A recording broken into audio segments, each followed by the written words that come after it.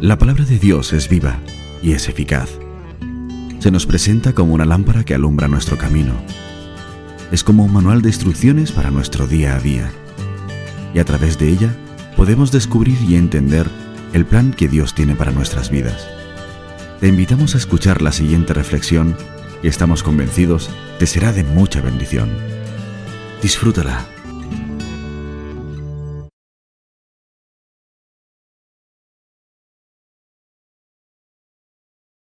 Muy bien, pues como decía, estamos en el libro de Primera de Reyes, capítulo 17, y para aquellos que tomáis nota, y para los que no también, el título de nuestra predicación es Resucitando nuestra esperanza.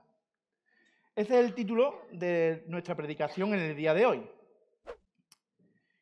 Y como te había dicho, hasta aquí pues hemos visto que Elías es mandado a Sarepta porque Dios lo manda a Sarepta.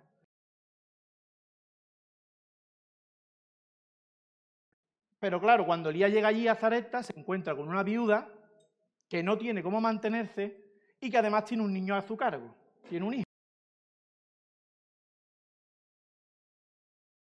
Y mantener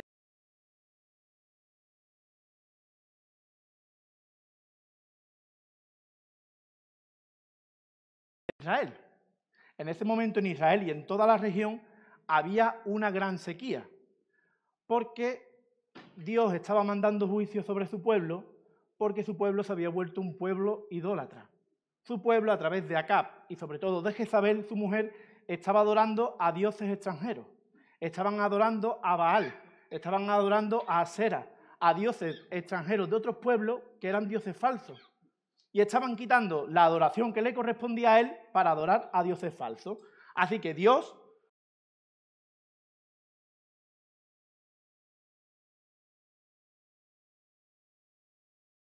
porque Baal era el dios de la cosecha, Baal era el dios de la lluvia. Entonces dice,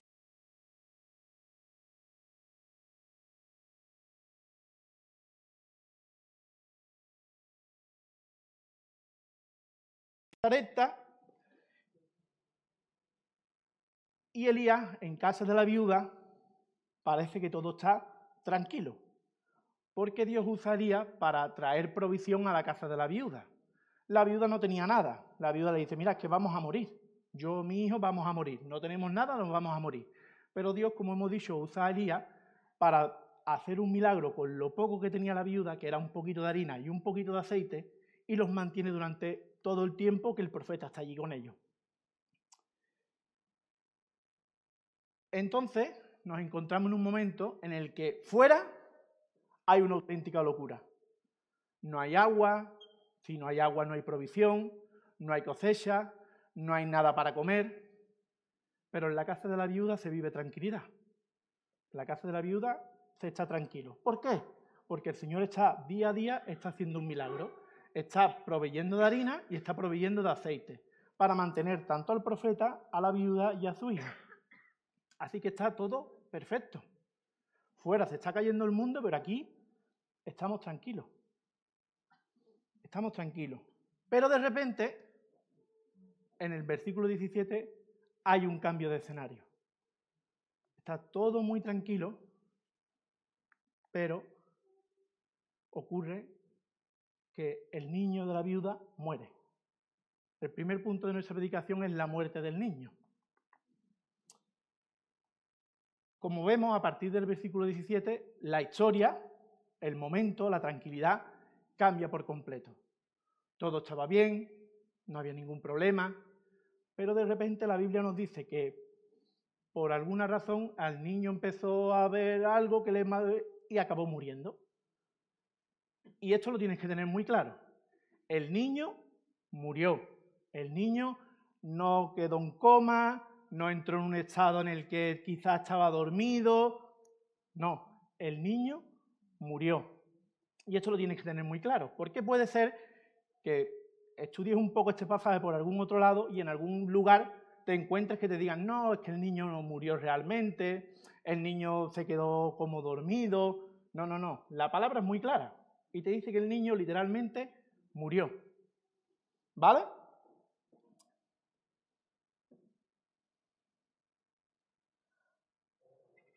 Y tenemos seguridad de que el niño murió porque en el versículo 18 podemos ver la respuesta de la madre ante esta situación. Porque si el niño se hubiera quedado dormido profundamente y ella viera que el niño seguía respirando, la respuesta de la madre no sería la misma que vemos en el versículo 18. Porque la respuesta de la madre en el versículo 18 es una respuesta de una mujer desesperada, de una mujer que ha entrado en pánico, que de repente todo está muy tranquilo y le viene un golpe de la vida que yo me paro como padre y si eso me ocurriera, es un golpe muy duro. Y vemos historias de padres que sufren esa situación y es muy duro vivir esa situación. Pero a la viuda, de repente, le golpea la muerte. De repente, la muerte de su hijo le golpea. Ahora, ¿qué es lo que piensa la viuda en este momento? Porque tú ponte en su mente. Claro, la viuda lo que piensa es que ella en su casa ha aceptado a un profeta de un dios extranjero y entonces sus dioses se están vengando de ella.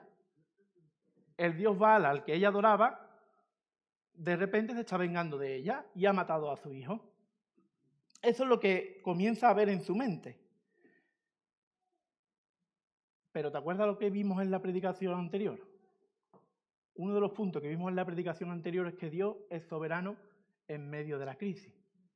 Y la muerte vino a esta casa porque, aunque te cueste entenderlo, el Señor permitió que la muerte golpeara la casa. El Señor permitió que el niño muriera. Ahora, ¿por qué? Porque el Señor tenía que tratar con la viuda. El Señor tenía algo que tratar con la viuda. Porque ¿sabes dónde tenía puesta la mujer su fe? ¿Sabes dónde la mujer estaba empezando a descansar su esperanza? En su hijo. Mira, hasta que el profeta llega, la mujer no tiene ningún tipo de esperanza, porque es viuda, es decir, no tiene a un hombre que en aquella época la pueda mantener, y además ella tiene que mantener a un niño, con lo cual la situación es bastante complicada.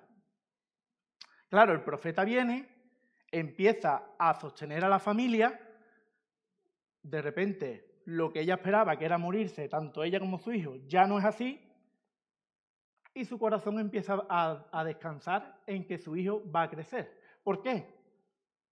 Porque ese niño es el que, cuando sea mayor, me va a poder mantener a mí. De no tener dónde sostenerse, de repente empieza a tener una esperanza de alguien que me va a poder sostener. Y quizás, sin ella darse cuenta, el niño se convierte en su ídolo. El niño se convierte en su esperanza. El niño es donde ella deposita su fe. Él, que va a crecer, va a ser el que en un futuro me va a sostener. El que en un futuro me va a poder mantener. Y en ocasiones, y en esta ocasión, Dios tuvo que quitarle el ídolo para tratar con su vida. ¿Qué pasaría si Dios te quitara tu ídolo? ¿Qué pasaría si Dios viene y te golpea donde tú tienes puesta tu confianza? Porque mira, puede ser que como la viuda, tu vida ahora esté tranquila. Tienes trabajo, no tienes una enfermedad, tu familia está bien. Pero analízate. ¿Dónde estás poniendo tu confianza? ¿Estás poniendo tu confianza en tu trabajo? ¿En que la situación está bien? ¿En que no hay una enfermedad? ¿Estás quitando tu confianza de aquel en el que debes de ponerla y poniéndolo en aquello que crees que te sostiene? O quizás no. O quizás tú te paras y dices, bueno, mi vida ahora mismo no está tan bien. Estoy pasando por un desierto. Estoy pasando por una situación bastante complicada. Pero incluso ahí tienes que analizarte. ¿Dónde estás poniendo tu esperanza? Porque quizás no tienes trabajo, pero estás poniendo tu esperanza en que ese trabajo vendrá y con eso podrás sostenerte. Quizás estás pasando por una enfermedad y pones tu esperanza en que quizás el médico dé exactamente con lo que necesita y esa enfermedad desaparezca. Al final, nuestro corazón debe de ser constantemente analizado, porque nosotros somos expertos en poner ídolos en nuestro corazón. Sea que estemos tranquilos o que vivamos una situación de desesperanza, nosotros somos expertos en poner un ídolo en lugar de Dios. Porque mira, algo interesante que vivía la viuda. La viuda vivía día tras día un auténtico milagro. Ella todos los días veía cómo la harina no faltaba y el aceite siempre estaba. Todos los días. Pero el golpeo de la muerte de su hijo le mostró a la viuda qué es lo que había en su corazón. A ella le mostró que su ídolo era su hijo. Y en ocasiones el Señor, Dios, tiene que exprimir nuestro corazón para que veamos que estamos poniendo en su trono. En ocasiones Dios tiene que venir y golpearte o quitarte tu ídolo para que tú veas qué es lo que estás poniendo en su lugar. Porque en muchas ocasiones, sin darnos cuenta, ponemos nuestra esperanza en aquello que creemos que es lo que nos va a dar la estabilidad. Yo tengo que reconocerlo. Ahora mismo, gracias a Dios, estoy trabajando. Pero mi situación laboral normalmente es bastante caótica. Y cuando tengo trabajo, en muchas ocasiones pongo mi esperanza en que, bueno, ya estoy trabajando, ¿vale? Ahora ya puedo, ahora ya vamos a ir adelante y de repente vienen unos meses que no hay trabajo. Y pongo mi esperanza en que en unos meses voy a recuperar mi trabajo. Pero el Señor me dice, mira, seas que tenga trabajo o que no lo tenga, tu esperanza soy yo. Donde tienes que poner tu mirada es en mí, no en el trabajo. No en que el médico va a descubrir cómo sanar tu enfermedad. Así que la viuda no tenía esperanza. Cuando vino Elías comenzó a tener esperanza, pero la esperanza la puso en su hijo. La esperanza la puso en aquel que en un futuro la podría sostener a ella. Y entonces Dios tuvo que tratar con su corazón. Y de una forma bastante dura. Pero era necesario para la viuda. Y claro, en medio de toda esta situación se encontraba Elías. Estaba Elías que él había venido de fuera, se había encontrado con una mujer viuda que no tenía ni cómo mantenerse y sin embargo Dios los mantuvo a los tres por medio de Elías.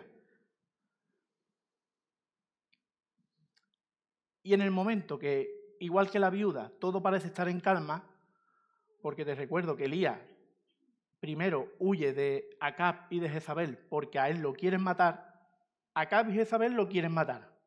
Y Elías es el más buscado en todo el reino de Israel. Y Dios lo manda a un arroyo y cuando él está tranquilo el arroyo se seca y ahora lo manda a Sarepta. Que Sarepta, como decíamos, es una ciudad extranjera y pagana. Y claro, él llega allí, la viuda no tiene cómo mantenerse, pero Dios hace un milagro y los mantiene a todos. Y entonces dice, bueno, pues ya está. Estoy en la casa de la viuda, estoy tranquilo, el alimento no falta. Sí, es un alimento muy básico, porque era solamente harina y aceite. El alimento no falta, pero bueno, estamos tranquilos. Estamos en paz. Afuera hay una auténtica locura. Como pasaba con la viuda, afuera hay una auténtica locura, pero aquí estamos tranquilos, estamos bien. Pero la situación también cambia para él, porque a la viuda le pega la muerte. A la viuda le toca una situación muy complicada, pero a él también. A él también es verdad que no en el mismo grado, porque no es su hijo, pero le toca le toca una situación muy complicada, una situación que a él lo descoloca, una situación que él no espera. Como decía, Elías no se esperaba esta situación. Elías no esperaba que de repente ocurriera esto con el hijo de la viuda, porque además vemos en la petición que hace Elías, cuando Elías empieza a hablar con el Señor, le dice, ¿tienes que matar al hijo de la viuda? ¿Tienes que golpearla? No lo dice así, ¿vale? Pero es un poco la conversación que él tiene con el Señor. Pero claro, a Elías le coge toda la situación por sorpresa. Elías no se esperaba que esto ocurriese. Pero Elías estaba acostumbrado a que la situación fuera un poco caótica. Y en medio de toda esta situación, en medio de todo esto que ocurre, que a él lo descoloca, vemos el segundo punto de nuestra predicación, que es la intercesión de Elías. Mira, si vas leyendo la historia, cuando ocurre la situación de la muerte del niño, vemos dos escenarios diferentes y muy claros. Por un lado, está la viuda a la que se le ha muerto su hijo, y por otro lado está Elías. Y evidentemente y lógicamente las dos situaciones son diferentes, porque a la viuda le toca personalmente. A ella es que se le ha muerto su hijo. Entonces es normal que la mujer esté desesperada. Es normal que la mujer no sepa qué es lo que ocurre. Pero Elías estaba acostumbrado a vivir situaciones caóticas. Cuando él estaba tranquilamente en Galaad, en su pueblo, el Señor lo llama. Y lo llama para que se enfrente al rey de Israel. Cuando está en el arroyo tranquilamente, que lo están alimentando los cuervos, el arroyo se seca. Cuando el Señor lo manda a Zarepta, lo manda a que busque una viuda. A alguien que, Señor, ¿cómo me va a mantener a mí una viuda? Y extranjera. Sin embargo, el Señor, por medio de él, hace un milagro y los mantiene. Entonces, que ahora de repente, cuando está todo tranquilo, la situación se vuelve un caos, para Elías no es nada nuevo. Y aquí lo vemos en la diferencia de cómo Elías afronta esa situación. Mira, la viuda se vuelve loca, podemos decirlo así. La viuda se desespera, no sabe a dónde ir y a quien acude es a Elías, a enfrentarse a él y decirle, ¿por qué has traído esto a mi casa? ¿Por qué has traído la muerte a mi casa? ¿No estaba yo tranquila? ¿Por qué? ¿Por qué me sostiene y ahora te llevas a mi hijo? Pero Elías sabía que no podía acudir a la viuda. Elías sabía dónde tenía que acudir. Elías sabía que al único que tenía que acudir era Dios. Al único que toda esa situación no la había cogido por sorpresa. Al único que sabía perfectamente qué es lo que estaba ocurriendo.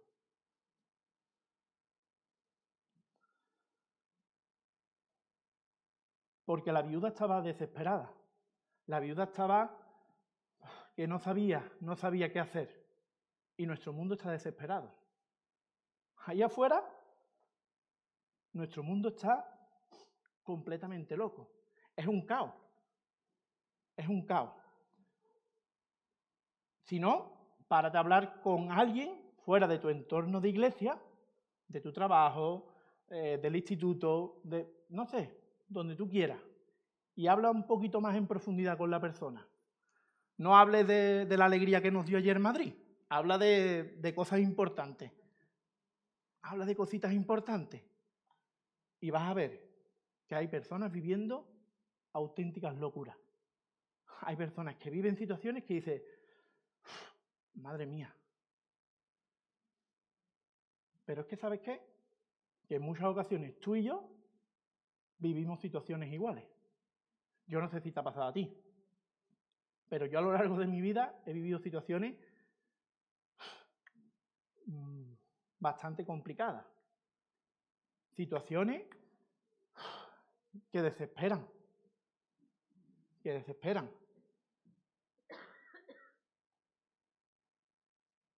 Pero tú y yo tenemos una gran diferencia. Y es que como Elías, nosotros sabemos a dónde acudir. Nuestro mundo está loco y se desespera porque no sabe a dónde acudir. La viuda estaba loca y no sabía a dónde acudir. Pero Elías sabía a quién tenía que acudir. Y tú y yo tenemos a dónde acudir. Mira, Jesús se lo dio a sus discípulos. En Mateo 7, del 24 al 26, él estaba explicando ciertas cosas a los discípulos e introduce esta parábola, la parábola de los 2 cimientos. Y dice: cualquiera pues que me oye estas palabras y las hace, los compararé a un hombre prudente que edificó su casa sobre la roca. Descendió la lluvia y vinieron ríos y soplaron vientos y golpearon contra aquella casa. Y no cayó porque estaba fundada sobre la roca. Pero cualquiera que me oye estas palabras y no las hace, le compararé a un hombre insensato que edificó su casa sobre la arena. Y descendió lluvia y vinieron ríos y soplaron vientos y dieron con ímpetu contra aquella casa y cayó y fue grande su ruina. Mira, aquí Dios le estaba diciendo a los discípulos, estaba explicando un poco las palabras que había tenido con los discípulos y le estaba diciendo: mira, hay 2 situaciones. Aquellos que escuchan mi palabra y la hacen, y aquellos que escuchan mis palabras y no las hacen. Y mira, algo interesante es que si te fijas, en las 2 prácticamente te dice lo mismo, que descendió la lluvia, que vinieron ríos y soplaron vientos y que dieron con ímpetu contra aquella casa. Pero la diferencia es el final. Uno nos dice que no cayó porque estaba sobre la roca, pero que la otra sí cayó y que fue grande su ruina. Porque ¿sabes qué? Que la tormenta puede golpearte y derribar todos tus muros. La tormenta puede golpearte y derribar todos tus muros, pero en Jesús tienes el cimiento inamovible. Elías sabía perfectamente dónde tenía que buscar. A Elías esta situación lo descolocó por completo. Él no esperaba que el niño muriera. Él estaba tranquilo, había alimento, había lo que necesitaban. Allí no lo estaban buscando, él podía estar descansando, pero sin embargo el niño murió. Y a él eso lo descoloca, porque él no lo espera. Pero él sabe que tiene que ir a aquel que no se va a mover. A aquel que va a ser inamovible, que va a ser una roca que puede venir la mayor tormenta que pueda venir a tu vida, pero en él vas a tener seguridad. En él vas a saber que él no se va a mover, que él te va a cuidar, que él va a estar contigo. Y decíamos que la muerte del niño, aunque nos parezca dura, es algo que Dios usa para tratar con la viuda. Porque mira, la viuda estaba viendo día tras día, fíjate, estaba viendo día tras día un milagro en su casa.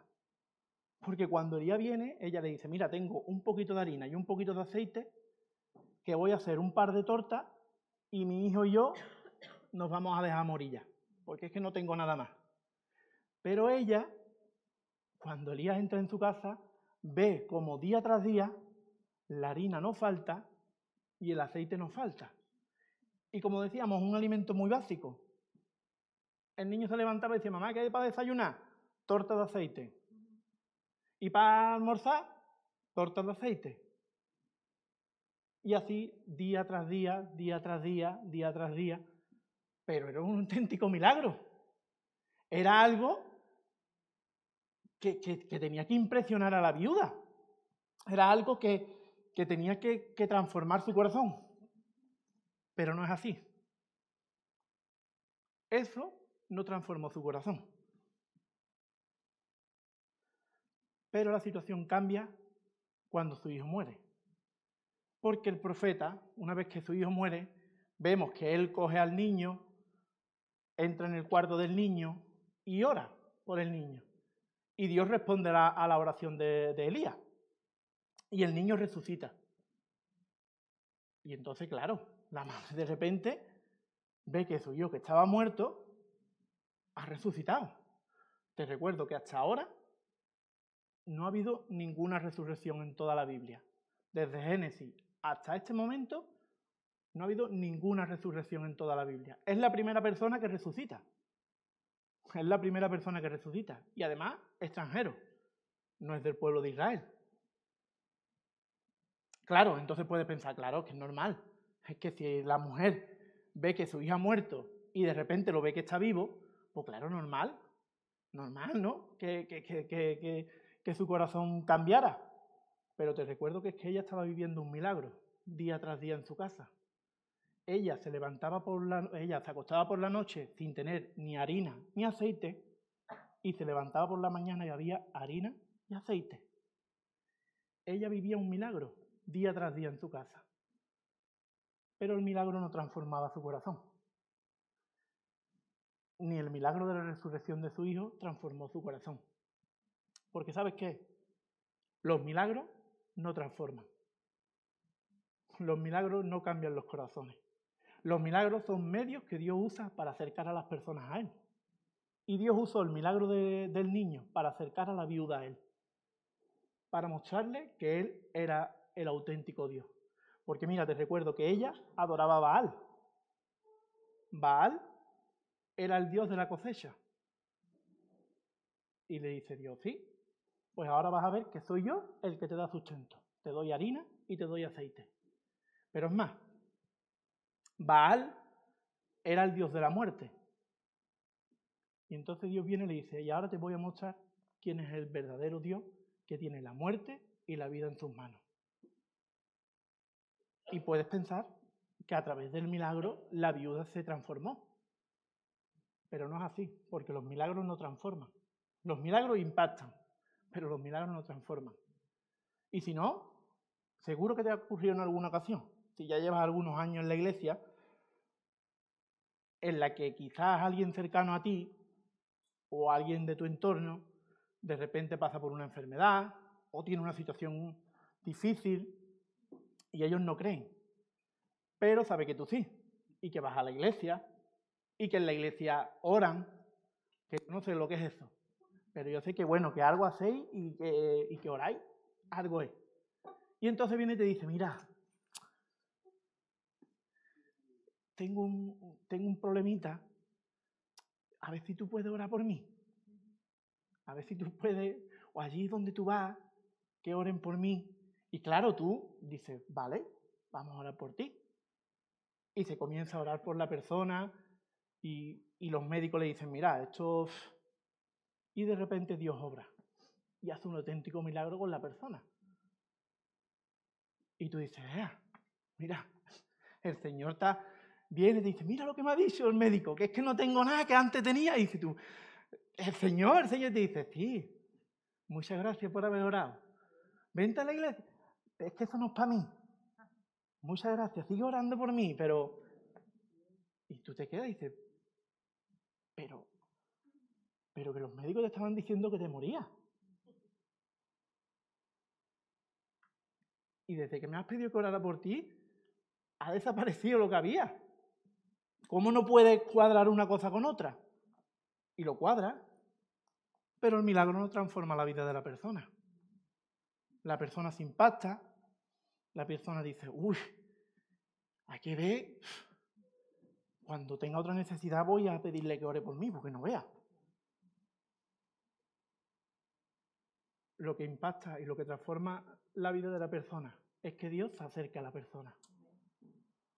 La viuda veía un milagro día a día en su vida y vio un milagro en su hijo.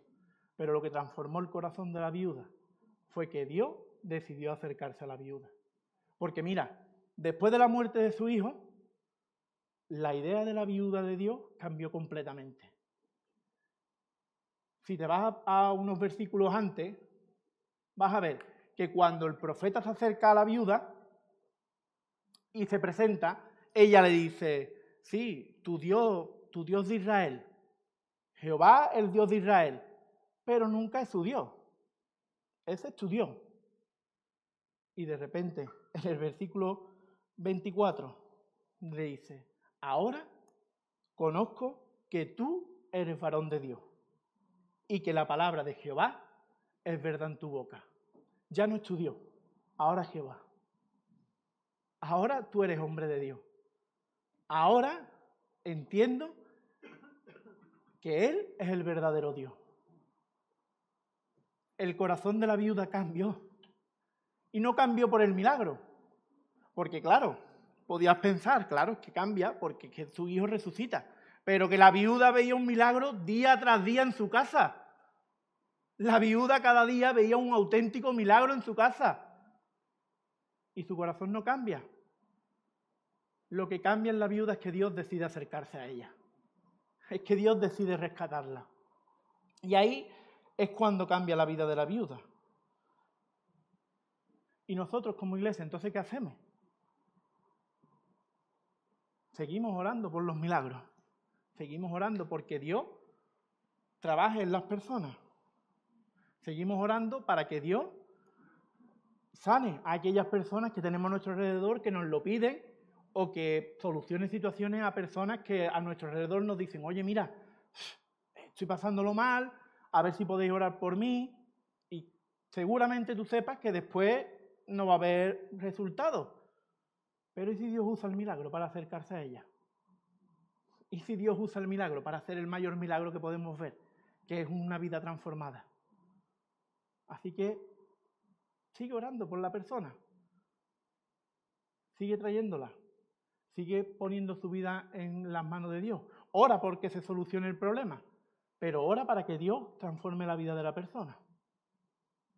Así que vemos, por un lado, que hay una situación que complica toda la vida de la viuda, que su hijo muere, que la viuda se desespera y no sabe a dónde acudir. Vemos que Elías reacciona de otra forma diferente, que él sabía a dónde tenía que acudir, que él sabía a quién tenía que buscar, y también vemos que el milagro no transforma la vida de la viuda, sino que lo que transforma la vida de la viuda es que Dios decide acercarse a ella. Pero claro, hasta ahí, ¿vale? Yo lo hablaba con Ezequiel y decía, ¿vale? Hay enseñanzas que están bien para nosotros, tenemos que saber que nuestra roca es Dios, tenemos que acercarnos a Él en medio de nuestras situaciones, seguir intentando acercar a las personas a Cristo. Pero en medio de toda esta historia hay algo que es un poco extraño. Y antes de concluir ahí, es donde me gustaría que fuéramos. Porque mira, vente conmigo al versículo 20. Si tienes ahí tu Biblia abierta,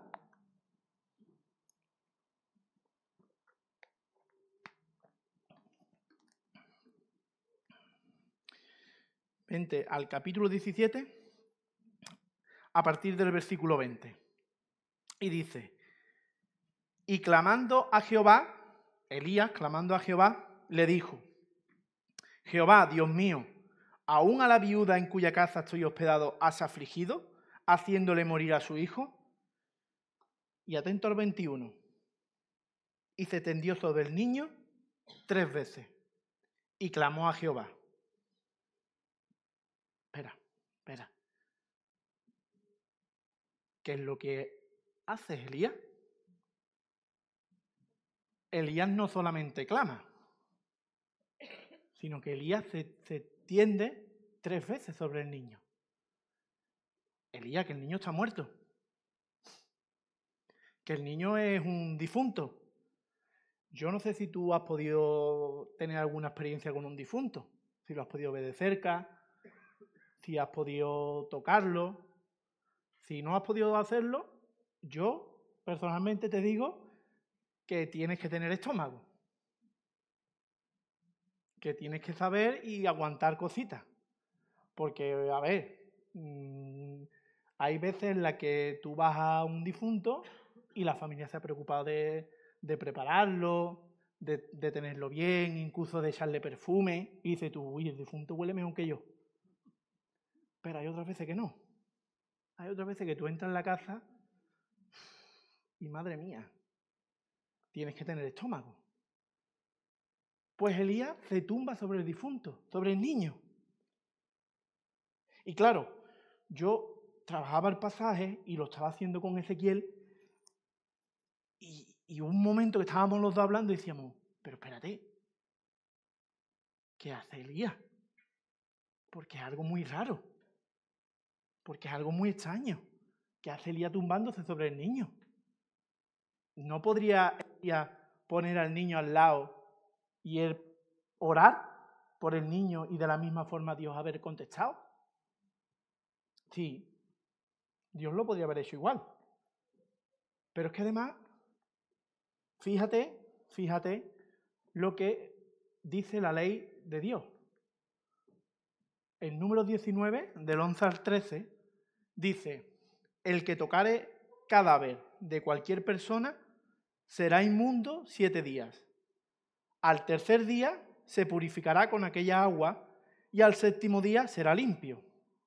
Y si al tercer día no se purificare, no será limpio al séptimo día. Todo aquel que tocare cadáver de cualquier persona y no se purificare, el tabernáculo de Jehová contaminó, y aquella persona será cortada de Israel, por cuanto el agua de la purificación no fue rociada sobre él. Inmundo será, y su inmundicia será sobre él. Quizá no estás entendiendo lo que está diciendo el pasaje. Pero mira, Elías tenía muy clara y lo tenía muy claro en su mente. La ley de Jehová, la ley de Moisés la tenía muy clara en su mente, como todos los israelitas. Y el número 19 te está diciendo que si tú tocas un cadáver, como mínimo, eres inmundo durante 7 días. Es decir, no puedes tener relación con nadie. Y te digo como mínimo, porque el pasaje te da una serie de pasos de un ritual que tenías que hacer para purificarte, para quitarte la inmundicia de la muerte. Y es que te dice que a partir del tercer día tienes que usar un agua especial con una ceniza y rociarte con ella para poder quitarte esa inmundicia. Y entonces al séptimo día eres puro, ya no eres inmundo. Ahora, si a ti no se te ocurría hacer el ritual, es que te quedabas inmundo para toda tu vida. Es que te dice, esa persona será cortada de Israel. Esa persona será expulsada. No puede vivir con nosotros. La tenemos que expulsar. Claro, nosotros decimos, bueno, hoy en día un cadáver es un poco tétrico tocarlo, pero es que ellos sabían, y Elías sabía, que si tocaba un cadáver era inmundo.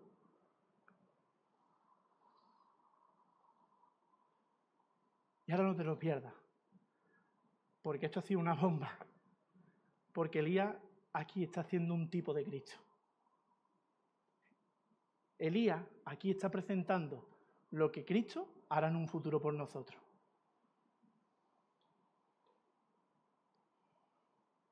Elías se echa sobre el niño para recoger su impureza, para que la impureza de la muerte del niño recaiga sobre él, para que así, a través de la misericordia de Dios, el niño pueda volver a la vida. Porque el niño no podía volver a la vida. El niño había recibido la impureza de la muerte. Pero entonces Elías viene, se tumba sobre él y recoge la impureza del niño. Y Dios, a través de su misericordia, revive al niño.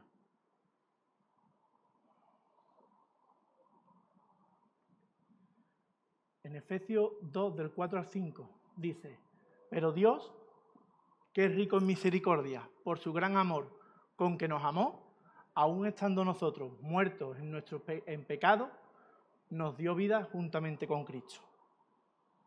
Mira, tú y yo y nuestro mundo estábamos muertos. Tú y yo y nuestro mundo sufriremos una muerte física. Al igual que el niño, moriremos. Porque el niño fue resucitado, pero el niño, al cabo de los años, no sabemos cuándo, vuelve a morir. Volvió a morir. Pero tú y yo y nuestro mundo sufrimos una muerte mayor. que es la muerte espiritual. Es una muerte en la que no queremos saber nada de Dios, en la que no queremos tener ningún tipo de relación con Dios.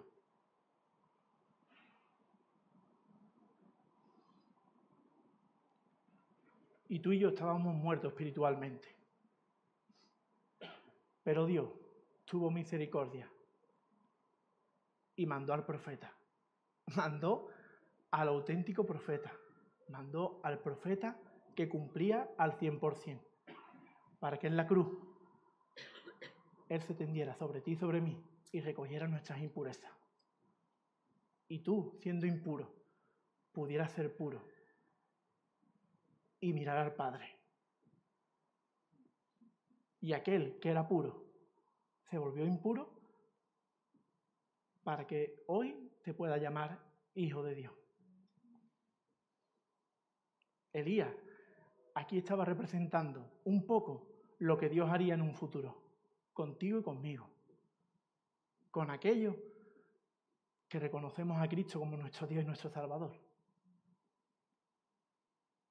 Nosotros estábamos impuros, estábamos llenos de impureza. Nuestro pecado nos alejaba de Él, pero Dios vino, nos llevó al aposento y se tumbó sobre nosotros. Y nuestra impureza la cargó sobre Él.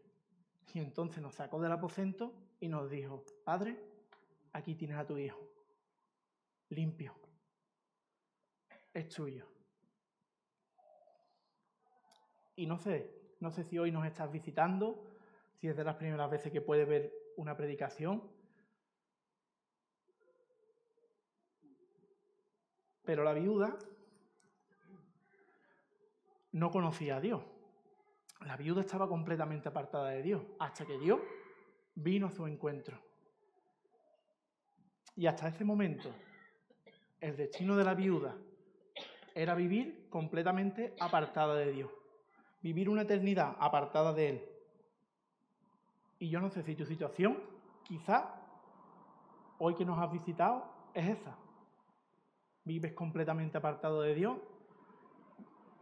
Has oído hablar de Él, quizás desde pequeño te han hablado de Dios. Te digo, esa era mi situación. Yo vivía el Dios de mis padres, el Dios que me habían contado en la escuela dominical, el Dios de la iglesia, pero no era mi Dios. Y tengo una mala noticia. Y es que Dios, en su palabra, no yo, no Moisés, no ningún pastor, Dios en su palabra dice que si hoy cierras tus ojos y te presentas delante de Él, tu destino será el que llevaba a la viuda. Una eternidad apartada de Él.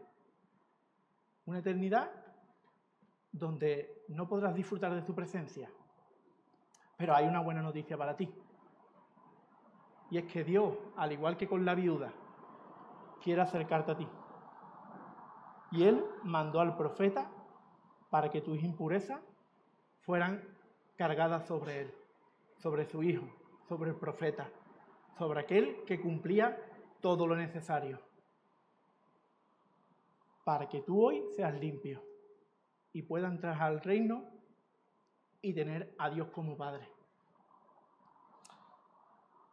Así que, si esa es tu situación, no pelees más con Dios. Él quiere limpiarte. Él quiere recoger tus impurezas y llevarte a su presencia. A través de la historia de hoy hemos visto cómo la viuda veía día tras día un milagro, pero su corazón no fue transformado. Le golpeó la prueba y no sabía dónde acudir. Su corazón se desesperaba. Pero Dios tuvo misericordia de ella y se acercó para transformar su vida. Y también hemos visto cómo Elías, al que también le coge la situación por sorpresa, sabe dónde acudir. Él sabe que la tormenta me puede golpear, él sabe que puede venir cualquier problema, pero la roca el cimiento no se va a mover. Dios va a estar firme. Y sobre todo, Dios mandó al profeta para rescatarte a ti y a mí, para que cuando estábamos muertos, Él se tendiese sobre ti y sobre mí para recoger tus impurezas, y que así tú pudieras ser puro y entrar en su presencia.